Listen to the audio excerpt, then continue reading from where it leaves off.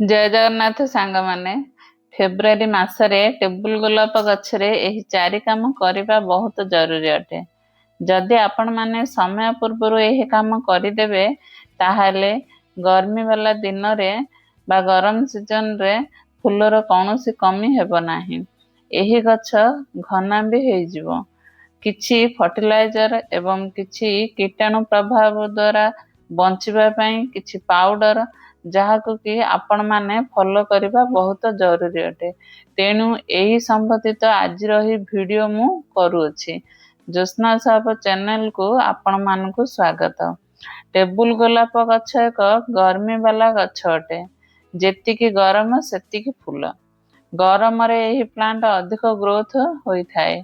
जदि आपण माने गरम सीजन रे जे कौनसी फूल गछ खोजुछन्ते जहाको कम केयर एवं अधिक फूल मिलिबो, फर्टिलाइजर बेसी देबाकू पड़िबो नाही, अधिक टेम्परेचर सह्य करिबा गछ ताहाले सबुठु बेस्ट गछ होउछि टेबुल गोलाप।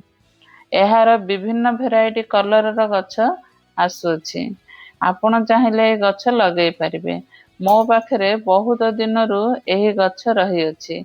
एही विंटर सीजन रे डोरमेंसिंग पलाई जाउछि। एहार ग्रोथ स्टॉप हो जाउछि।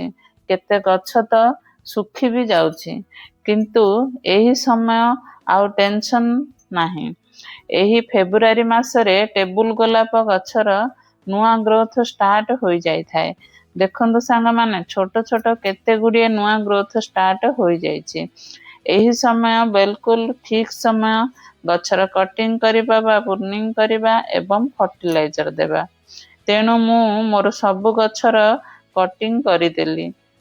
कटिंग करिबा द्वारा गछर पुराना ब्रांच हटि जिवो एवं नुआ ब्रांच आसीबो। नुआ ब्रांच आसिले गछरे भरी भरी फूल मध्य आसीबो। जे कोनोसी सुखिला ब्रांच एवं सुखिला पत्र को मध्य हटाई देबे। गमला रे कौनसी अदरकारी गछ उठिथिले ताहाकु मध्य हटाई देबे। एही परी गमला को साफ सफाई करि देबे। ताहा परे देबे गछरे फर्टिलाइजर। आपणक पाखरे जे कोनसी फर्टिलाइजर थिबो आपण देई परिबे। मु चाय पत्ती को यूज करूछि।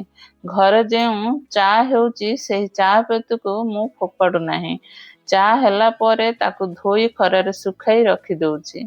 मो पाखरे टेबुल गोलाप गछ 10टा हैंगिंग पॉट रे लागि अछि। तेणु करी मु 4-5 मुठी चाय पत्ती नेली।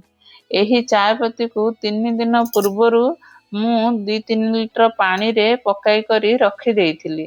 देखंतु सांग माने एक पावरफुल लिक्विड फर्टिलाइजर एबे होई जाइछि। एबे ही फर्टिलाइजर को मु टेबुल गोलाप गछरे देई देबी।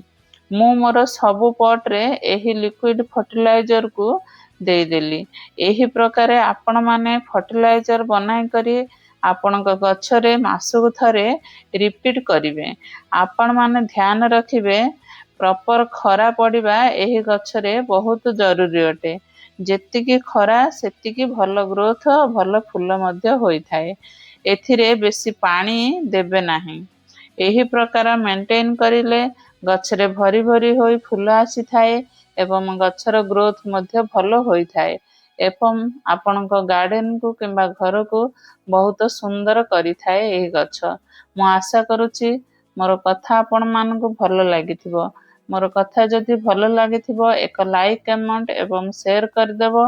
मो चैनल को नुआ आसीथिले सब्सक्राइब करदेबो। Happy gardening.